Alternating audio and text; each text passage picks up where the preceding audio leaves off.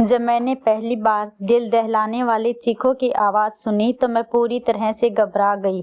मैं गहरी नींद से हड़बड़ा कर उठी और चीखने चिल्लाने की आवाज़ पूरी हवेली में गूंज रही थी। उस समय चारों ओर सन्नाटा था। मैंने समय देखा तो रात के 2 बज रहे थे। तभी मैंने पति की ओर देखा तो वे भी सोए हुए थे।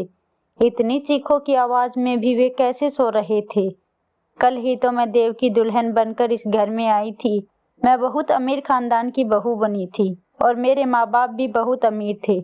मेरे सास ससुर नहीं थे, बस एक जेठ जी थे। मैं उनके व्यवहार को अच्छी तरह से जानती थी। हमारी लव मैरिज हुई थी। हमने एक दूसरे को खुद ही पसंद किया था और वहीं हमारी फ़ोन पर बातें होना शुरू हो गई। हम दोनों ही अमीर थे, इसलिए किसी को भी रिश्ते पर ऐतराज़ नहीं हुआ। मेरी शादी की पहली रात थी और उसी रात मैंने चीखें सुनी, जैसे एक लड़की की चीखों की आवाज़ थी, जैसे वह मदद के लिए पुकार रही हो। पहले तो मैंने सोचा कि बाहर जाकर देखूं कि कौन है, लेकिन फिर सोचा कि मैं तो अभी इस घर में आई हूं और ऐसे कमरे से बाहर निकल नहीं सकती। आधे घंटे तक मैंने आवाज़ सुनी, उसके बाद शांति सी आ गई और मुझे देव की नींद देखकर हैरानी हो रही थी कि वह इतनी आवाज़ों में भी कैसे सो सकता है। फिर थोड़ी देर बाद आवाज़ बंद हो गई तो मैं फिर से सो गई, लेकिन अब मुझे नींद ही नहीं आ रही थी और बार बार वही चीखे चिल्लाने की आवाज़ मेरे कानों में गूंज रही थी। फिर मैं सोचने लगी कि वह लड़की कौन थी जो ऐसे चिल्ला रही थी। फिर मुझे थोड़ा डर लगने लगा, क्योंकि जहाँ यह हवेली बनी हुई थी वहाँ केवल जंगल थे। वहाँ तो 2-3 किलोमीटर की दूरी पर गांव था। मैं कुछ दिनों के लिए गांव आई थी, क्योंकि मुझे रहना तो शहर में ही था। यह हवेली इतनी बड़ी थी और इसमें बहुत सारे कमरे थे। यहाँ इस हवेली में एक बहुत बड़ा बगीचा था और यह हवेली किसी महल से कम तो नहीं थी। मेरा कमरा फूल और कैंडल से सजाया गया था। हम दोनों को देखकर सब दिया और बाती की जोड़ी कहते थे, मगर आज रात को जो मैंने सुना, मेरे दिमाग ने काम करना बंद कर दिया और सोचते सोचते फिर मुझे नींद आ गई। सुबह देव ने ही मुझे चाय के साथ उठाया और कहा कि उठ जाइए, यह मुंबई नहीं है जो आप चादर तानकर सोई रहेंगी। मैंने धीरे से आंखें खोली तो वे उठ चुके थे। फिर मुझसे कहने लगे कि तुम चाय पी लो जल्दी से, तुम्हारा सामान ड्रेसिंग रूम में पड़ा है, वही पहनना, और वे बाथरूम में चले गए। इतना भारी जोड़ा देखकर मेरी आंखें फटी रही गई। मैंने बड़ी मुश्किल से उन कपड़ों को पहना। देव कमरे से जा चुका था तो कुछ लड़कियां मुझसे पूछकर मेरे कमरे में आई और मुझे जेवरात पहनाने लगी, तैयार करने लगी। जब मैं सज धज कर बाहर आई तो जेठ जी सामने कुर्सी पर बैठे थे। उन्होंने मुझे देखा और मुझ पर हजारों के नोटों की बारिश करके मेरा स्वागत किया। फिर मुझे बाहर ले गए, जहां गांव की औरतें मुझे देखने के लिए मेरा इंतजार कर रही थी। गर्मी और धूप में न जाने कब से वे मेरी एक झलक देखने के लिए बैठी हुई थी। मेरे जेठ जी कहने लगे कि यह हमारे घर की नई मालकिन है, देव की बीबी है। सभी औरतें मुझसे नमस्ते करने लगी। मैं थोड़ी देर से ज्यादा वहां रुक नहीं पाई। तेज धूप ने मेरी हालत खराब कर दी थी। मैं जल्दी से कमरे में आई और एसी ऑन करके बैठ गई। पूरे दिन लगातार लोगों का आना जाना लगा रहा। देव से मेरी मुलाकात बस रात को ही हुई, वरना पूरा दिन वे बाकी लोगों के साथ ही रह रहे थे। गांव के कुछ और भी रस्म रिवाज होते थे। पति और पत्नी आपस में कम वक्त और दूसरों के साथ ज्यादा वक्त गुजारते थे। मेरे साथ भी यही हुआ था। रात को मुझे लेटते ही नींद आ गई और देव मुझसे कहने लगा कि गांव के माहौल से तुम परेशान हो गई हो। वह मुझे प्यार से देखने लगे। फिर मैंने आंखें खोली और थोड़ा सा मुस्कुरा दी। मैंने कहा कि देव, जल्दी से मुंबई वापस जाने की सोचो, मुझे ऐसे माहौल की आदत नहीं है। फिर वह बेड पर बैठकर कहने लगा कि अभी तो ऐसा मुमकिन नहीं है, लेकिन मैं कोशिश करूंगा। मैं नींद में होते हुए भी पूरी आंखें खोलकर उसे घूरने लगी। देव, मैं 2 दिन से ज्यादा यहाँ नहीं रह सकती। तुम अच्छी तरह जानते हो मुझे घुटन होती है यहाँ के पहनावे और रहन सहन से। अजीब सी घुटन का माहौल है, मैं यहाँ नहीं रह सकती। मेरी बात सुनकर वह किसी गहरी सोच में चला गया। मैं नींद में चूर थी, इसलिए सो गई और रात को फिर से मेरी आंखें शोर से खुली। वही एक लड़की की चीख पुकार, अपने बचाव के लिए मदद मांगती हुई मुझे सुनाई दे रही थी। मैं तुरंत उठी और मैंने देव को भी उठा दिया। वह भी मुझे नींद में देखने लगा। मैंने कहा कि देव, किसी के चिल्लाने की आवाज़ आ रही है। देव ने मुझसे नजरें चुराई और कहने लगा, कैसी आवाज़? मुझे कोई आवाज़ नहीं आ रही। उसकी यह बात सुनकर मैं हैरान रह गई कि यह कैसे मुमकिन था। मुझे तो लड़की के चिल्लाने की आवाज़ आ रही थी, लेकिन देव को नहीं। मैंने हैरत से उसकी तरफ देखा और कहा कि यह लड़की की आवाज़ तुम्हें नहीं सुनाई दे रही? वह कहने लगा कि मुझे कोई आवाज़ नहीं सुनाई दे रही, मुझे नींद आ रही है और तुम परेशान मत करो। यह कहकर वह फिर से सो गया। मेरा डर के मारे बुरा हाल था कि यह आवाज़ सिर्फ मुझे ही क्यों सुनाई दे रही है। इसका मतलब यहाँ कोई भूत प्रेत तो नहीं। यह सोचकर मैं कांपने लगी और डर की वजह से देव से चिपक कर लेट गई। मेरा दिल जोर जोर से धड़क रहा था। अब तो मुझे इस हवेली में एक दिन भी नहीं रुकना। मुझे भूतों से बहुत डर लगता था। और अगली सुबह ही मैंने देव से शहर जाने की जिद करनी शुरू कर दी। मैंने कहा कि मुझे मुंबई वापस जाना है। मुझे यहाँ डर लग रहा है। मुझे 2 दिन से यहाँ किसी लड़की के चिल्लाने की आवाज़ सुनाई दे रही है। मैं यहाँ नहीं रह सकती। देव मुझे ध्यान से देख रहा था। वह बार बार नजरें चुरा रहा था और कहने लगा कि वर्षों से हवेली में ऐसे ही साए हैं। किसी किसी की ऐसी आवाज़ सुनाई देती है जैसे तुम्हें दे रही है। कभी उन सायों ने हमें नुकसान नहीं पहुंचाया, वरना क्या मेरी भाभी यहाँ रह सकती थी? मुझे देव की किसी भी बात पर चैन नहीं मिल रहा था। मुझे बस मुंबई जाने का इंतजार था। सुबह नाश्ते के वक्त जेठ जी ने देव से पूछा कि तुम मुंबई कब जा रहे हो? यह सुनकर देव का चाय का कप हाथ में ही रह गया, लेकिन मैं दिल ही दिल में खुश थी कि किसी को तो हमारे गांव से मुंबई भेजने का ख्याल आया। देव ने कहा, भाई जो आपका आदेश। देव ने बहुत ही मुश्किल से यह बात कही थी। वह अपने बड़े भाई से बहुत डरता था। जेठ जी कहने लगे कि आज शाम तक तुम मुंबई जाने की तैयारी करो और वहां जाकर काम देखो। मैं तो खुशी के मारे फूली नहीं समा रही थी। मैंने जल्दी से चाय खत्म की। मेरे जेठ जी मुझसे कहने लगे, बहू आज तुमने नाश्ता ठीक से क्यों नहीं कहा? मैंने कहा, मुझे और देव को पैकिंग भी करनी है। शाम तक जाना है तो टाइम लग जाएगा।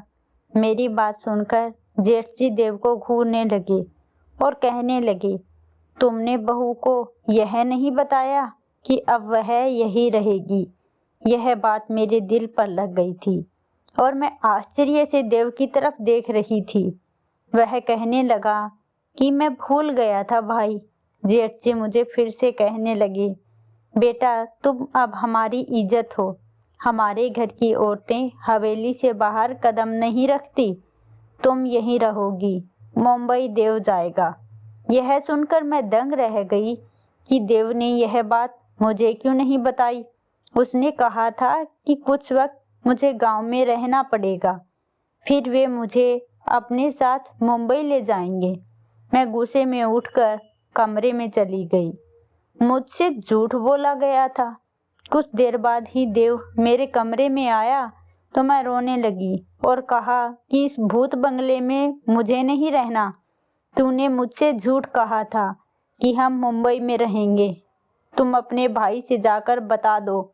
मेरी बात सुनकर वह मेरे पास आकर बैठ गया और बहुत ही प्यार से बोला, मैं तुम्हें अभी मुंबई नहीं ले जा सकता।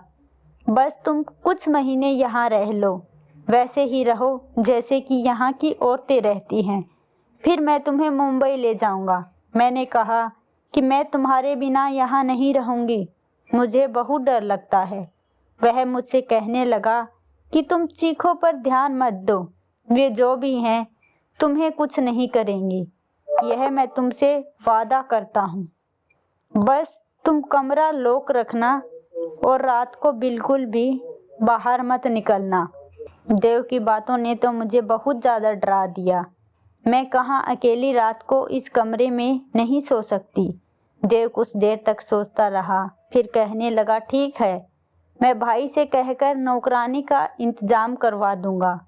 वह तुम्हारे साथ कमरे में सो जाया करेगी। देव शाम को दिल्ली के लिए निकल चुका था और मैं अकेली रह गई। रात को मेरे साथ एक नौकरानी मेरे कमरे में सोने लगी। वह जमीन पर अपना बिस्तर बिछा देती और लेट जाती। रात को जब वह चीखों की आवाज़ आती तो मेरी आंख खुल जाती। मैंने महसूस किया था कि जिस वक्त चीखों की आवाज़ आती थी वह नौकरानी भी करवटें बदलती रहती थी। मुझे शक होने लगा था कि शायद वह भी उन आवाज़ों को सुन सकती है। कई बार मैंने उस नौकरानी से चीखों के बारे में पूछा तो उसके चेहरे के रंग उड़ जाते और वह डर जाती। फिर ना में सर हिलाने लगती और कहती कि मैंने ऐसी कोई आवाज़ नहीं सुनी। मैंने इसके डर से यह अंदाजा तो लगा लिया था कि कहानी कुछ और ही है, इसलिए उससे कहा, मैं जानती हूँ कि वह आवाज़ें तुम्हें भी सुनाई देती हैं। मेरी बात सुनकर वह मेरे सामने हाथ जोड़ने लगी और कहने लगी कि इस बात का जिक्र हवेली में किसी से ना करना, वरना बहुत बुरा होगा। उस नौकरानी की बात सुनकर मुझे जानने की चाहत होने लगी कि आखिर मालूम भी तो हो कि यह सारा माजरा है क्या। मैंने रात को जब चीखों की आवाज़ सुनी तो ठान लिया कि सच्चाई क्या है, इस बात का पता लगाकर ही रहूंगी, क्योंकि कहीं ना कहीं मुझे यकीन हो चुका था कि यह मामला भूत प्रेत का नहीं है। फिर अगली रात को जैसे ही चिल्लाने की आवाज़ आई, मैं खड़ी हो गई और दबे पांव अपने कमरे के दरवाजे के पास आई और धीरे से दरवाज़ा खोला।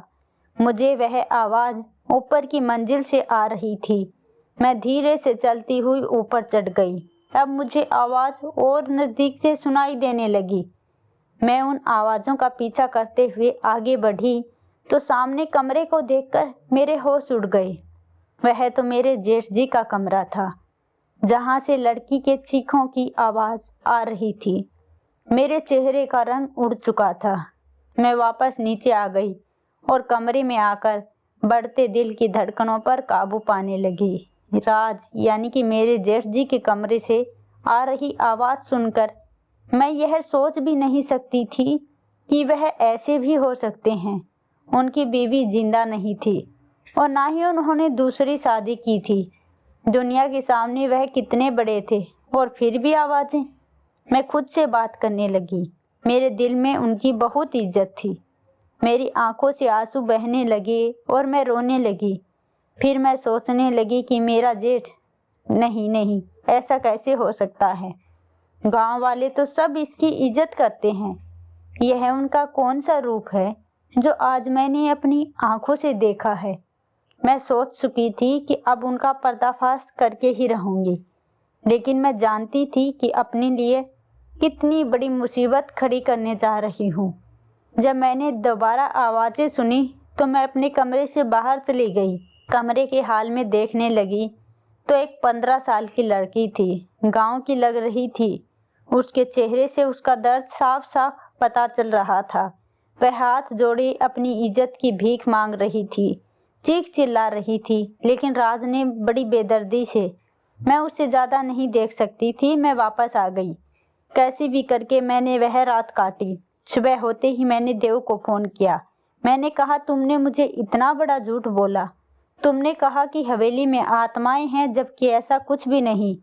वह आवाज़ गांव की मासूम लड़कियों की है जो पिता जैसे तुम्हारे भाई की हवस का निशान बनती हैं। मेरे मुंह में जो आ रहा था मैं देव को फ़ोन पर कह दिया। मेरी बात सुनकर वह गुस्से में आ गया और कहने लगा कि अपनी जुबान को बंद रखना, जैसे हवेली के सभी लोग रखते हैं, वरना तुम्हें राज की ताकत का अंदाजा नहीं है। जान से मार डालेंगे वह तुम्हें। मैं देव की बात सुनकर जितना हैरान हुई उतना कम था। मतलब वह अपने भाई के बारे में सब कुछ जानता था। वह भी इन सब में मिला हुआ था। मैंने फ़ोन बंद कर दिया। मैं बुराई होते हुए भी ऐसे चुपचाप कैसे देख सकती थी। मुझे बस एक सबूत चाहिए था, क्योंकि यहाँ ऐसा कोई नहीं था जो राज के खिलाफ एक लफ्ज भी बोलता था। इसलिए मैंने रात होने से पहले बीमारी का बहाना बनाया और अपना कमरा लॉक करके अपने कमरे में बंद हो गई। मैं जानती थी कि राज कब ऊपर आता है। इसलिए मैं पीछे खिड़की से बाहर निकली और पाइपलाइन के सहारे ऊपर तक पहुंच गई। राज के कमरे की खिड़की उस वक्त खुली हुई थी। मैं उस खिड़की के जरिए उनके कमरे में पहुंच गई और उस कमरे को किसी दूल्हे के कमरे की तरह सजाया हुआ था। मैं उस खिड़की के पास एक कोने में चुपके से बैठ गई। रात के 1 बजे राज आया और सोफे पर बैठ गया। कुछ देर बाद एक नौकर शराब की बोतल लेकर आया और सामने टेबल पर रख दिया। मैंने अपने मोबाइल का कैमरा ऑन कर दिया। कुछ देर बाद 14 साल की लड़की उस कमरे में आई और वह चिल्ला रही थी। वह बार बार यह कह रही थी कि घर वालों के पास जाना है। वह नौकर उस लड़की को कमरे के अंदर धकेलकर कमरा बंद करके चला गया। राज आराम से सोफे पर बैठा उस लड़की की बेबसी का तमाशा देख रहा था, जो बहुत ज्यादा रो रही थी और दरवाजा पीट रही थी। वह अपने बचाव के लिए मदद मांग रही थी, जिससे चीखें हवेली की दीवारों में गूंज रही थी। वहां के लोग इस जुल्म पर बिल्कुल खामोश थे। जब वह लड़की दरवाजा बजाकर थक गई तो राज के पास आकर हाथ जोड़ने लगी और कहने लगी, साहब मुझे छोड़ दो, मुझे जाने दो। मैं तुम्हारी बेटी की उम्र की हूँ, मुझ पर तरस खाओ। इस बात को सुनकर राज गुस्से में उठा और उसके बाल पकड़कर गुस्से भरी नजरों से देखते हुए फिर बोला, नीच लड़की, तेरी इतनी हिम्मत कि तू मेरे सामने जुबान चलाए। तुझे मैं बताता हूँ कि मेरे सामने जुबान चलाने वालों का क्या अंजाम होता है।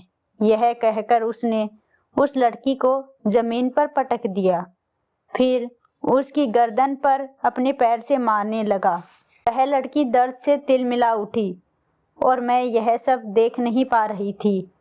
न जाने कैसे मैं खुद को काबू में किया और वहां खड़ी यह सब देख रही थी।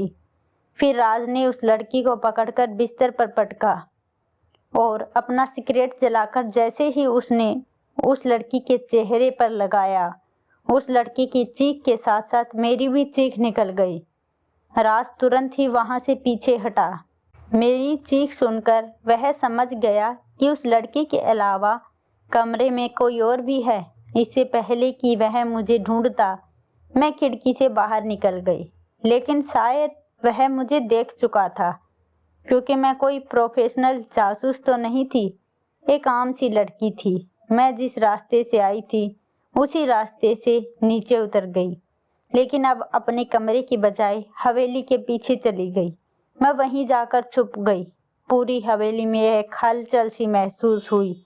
बहुत से कदमों की आवाजें सुनाई दी। मैं एक घनी सी झाड़ी में छुप गई। बहुत से नौकर टॉर्च जलाकर मुझे ढूंढ रहे थे। मैं तो सांस लेना ही भूल गई थी। मुझे डर था कि मैं पकड़ी जाऊंगी। कुछ देर बाद नौकर वहां से चले गए।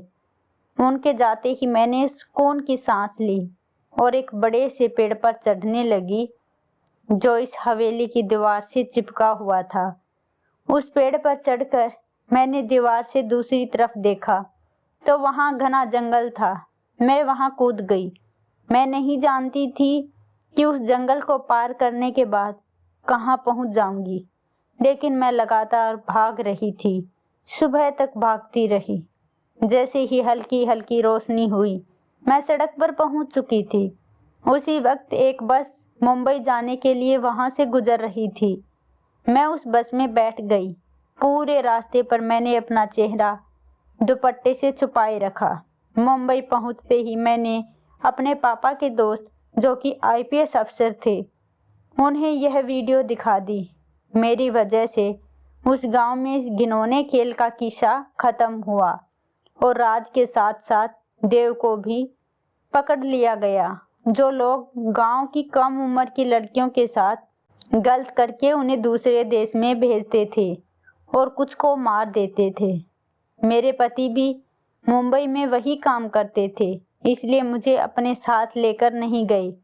मैंने देव से तलाक दे दिया, क्योंकि मैं ऐसे शख्स के साथ नहीं जिंदगी गुजार सकती थी। मुझे खुशी थी कि मेरी वजह से वे सभी लड़कियां बच गई।